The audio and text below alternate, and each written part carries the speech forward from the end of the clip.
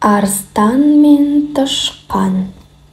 Ертеде орман патшасы арыстан тоғайдың қалың беделінде ұйықтап жатады.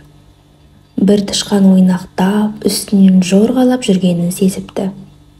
Арыстан ұйқысынан ызаланып оянып, тышқанды ұстап алып, өлтірмекші болғанда, тышқан жалбарынып: «Тақсыр, мені өлтірмеңізші, бір жолға кешіре көріңіз, бір күні мен де бір қызметіңізге жарармын», депті.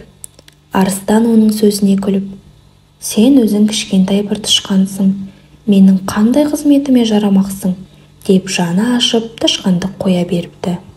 Тышқан байғұс қуанып, арыстан досым деп жүгіріп ойнап кете беріпті. Күндердің күнінде арыстан жортып ойнап жүріп, аңшылардың құрған тұзағына түсіп қалыпты. Шарқ ұрып тыпырлап, ақырып бақырып жатса да тұзақтан құтыла алмапты. Сол жерден өтіп бара жатқан тышқан арыстанның бұл хәлін көріп, қасына келіп қарап тұрса, сонда арыстан тышқанға қарап: «Лажың бар ма бұған қылар?» депті. Тышқан дереу тістерімен тұзақтың жіптерін кеміріп қиып кеп жіберіп, арыстанды тұзақтан құтқарыпты. Тышқан арыстанға: «Мені кішкентайсың деп мән бермеуші едің, міне сені бір ажалдан алып қалдым», депті.